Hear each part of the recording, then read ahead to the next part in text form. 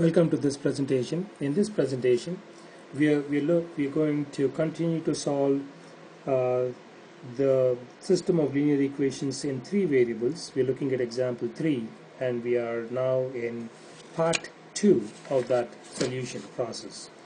So let me write down that matrix coming in from part 1, and the matrix looks like this: 1, 1, 2, 19, and then 0, 1, 2, 13, and then we have 0, 2, 0, 6. This is where we left off in part 1, and then this is our partition line. And then if we were to look at our finish line, we want ones along the diagonal, we want zeros along this, we want a 0 here, so therefore that is where we left it. So to achieve that 0 there, we're going to perform this row operations to arrive at that. So we take 1, 1, 2, 19. We write the first row as is. We write the second row as is: 0, 1, 2, 13, and the third row, the new R3 is going to be equal to minus 2R2 minus 2R2 plus R3. That will do it. So negative 2 times 0 plus 0 is equal to 0. Negative 2 times 1 plus 2, that is going to be equal to 0. Negative 2 times 2 plus 0 is equal to negative 4. Then negative 2 times 13, negative 2 times 13 plus 6. Negative 2 times 13 is negative 26 plus 6, that is going to be equal to negative 20. So we got the values, and if I were to write it out in a clean manner, this is how it's going to look like: 1, 1, 2, 19, then 0, 1, 2, 13, and then 0, 0, negative 4, and negative 20. That is how we have it, and this is our partition line. And if I were to draw these lines along the diagonal, and if I were to see where we are on the finish line, we have zeros below the diagonal. We want to have a 1 in that location. We want a 1 in that location, and that would then satisfy our row echelon process of solving this particular system of equations. So to get a 1 in that location, we're going to do the following things: 1, 1, 2, 19, 0, we're going to perform the row operations: 1, 0, 1, 2, 13, and the third row, the new R3, is going to be equal to existing R3 divided by negative 4. So if I take 0 divided by negative 4, that will be equal to 0. 0 divided by negative 4, that will be equal to 0. Negative 4 divided by negative 4, that will be equal to positive 1. Negative 20 divided by negative 4, that will be equal to positive 5. So we have achieved all we wanted in here, and if I were to write it out in this clean manner, I have 1, 1, 2, 19, 0, 1, 2, 13, and then 0, 0, 1, and 5. And if I were to draw this partition line here, and if I were to draw a line along the diagonals, we have ones along the diagonals, we have zeros along below the diagonal, and therefore we have achieved the row echelon form for this system of linear equations in 3 variables. Now this is we have an augmented matrix, and we can find the values of x, y, and z from this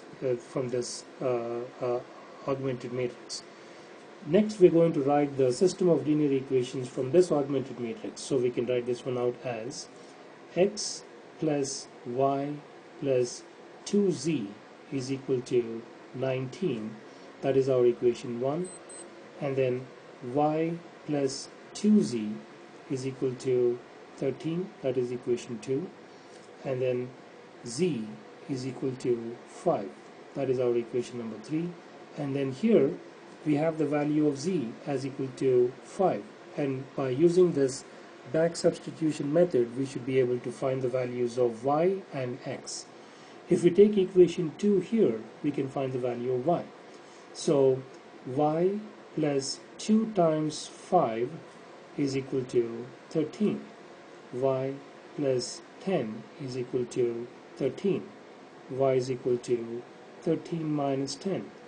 Therefore, y is equal to 3. We got the value of y.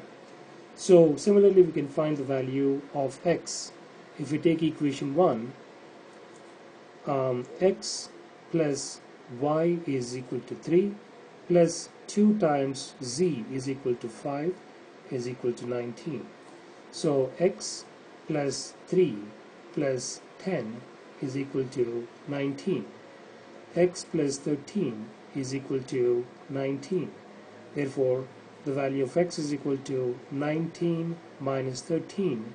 That is equal to the value of x. Therefore, the value of x therefore is equal to 6. We got the value of x, we got the value of y, we got the value of z.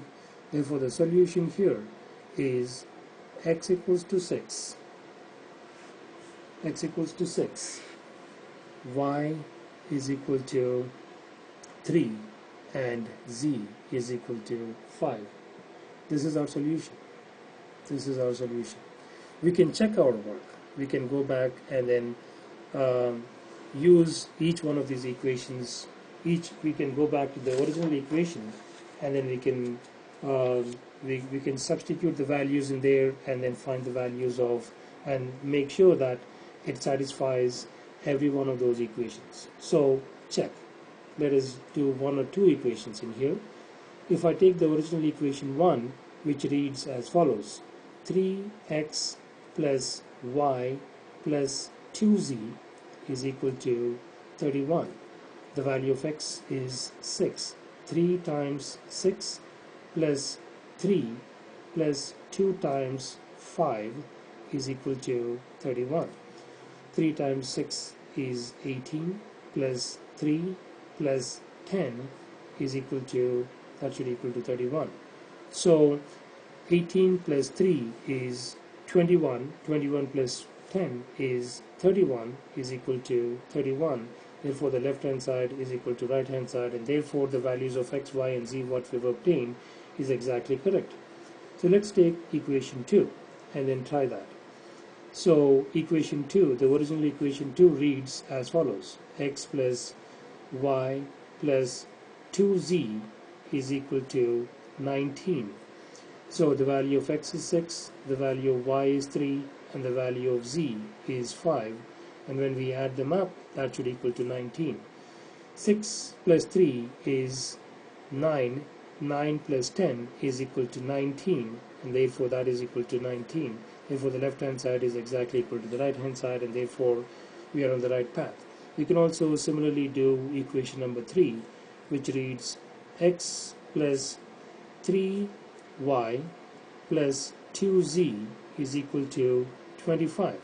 The value of x is 6, the value of y is 3, and the value of z is 5, and that, when we add them up, when we simplify them, that should equal to 25.